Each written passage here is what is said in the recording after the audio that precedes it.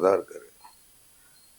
ஒரு இன்னைக்கு தமிழ்நாட்டில் தேர்தலில் இன்னைக்கு அதிக எண்ணிக்கையில் வெற்றி பெற்றிருக்காரு விஜய்ன்றது உண்மை.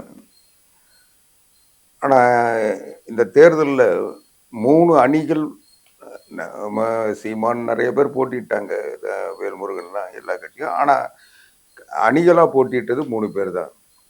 ஒன்று ஸ்டாலின் தலைமையில் இருந்த திமுக கூட்டணி, இன்னொன்று எடப்பாடியார் தலைமையில் இருந்த அதிமுக கூட்டணி, இன்னொன்று விஜய் தலைமையில் இருந்த கூட்டணி.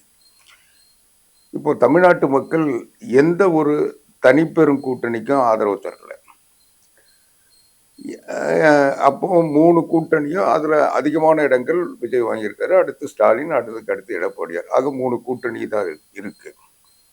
இப்போ இந்த 3 கூட்டணியில எந்த கூட்டணிக்குமே இந்த 118 மார்ஜின் அளவுக்கு வாய்ப்பு இல்லை, இடம் கிடைக்கல.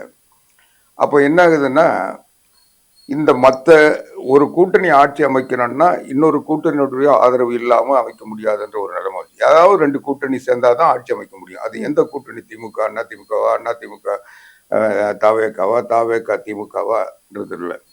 ஆனா மக்கள் தந்த தீர்ப்பு, தனிப்பட்ட இந்த கூட்டணி ஆட்சி அமைக்க முடியாது, இந்த 3 அணியில 2 அணி சேர்ந்தா ஆட்சி அமைக்கலான்றதுதான் இப்போ இதுவரைக்கும் தமிழ்நாட்டு மக்கள் தந்த தீர்ப்பு. இந்த தேர்தல் தீர்ப்பு அதுதான் சொல்லுது. இப்போ விஜய் ஆட்சி அமைக்க அதிகமான பெரும்பான்மை சட்டமன்ற உறுப்பினர் பெற்றிருக்கிற விஜய்க்கு அந்த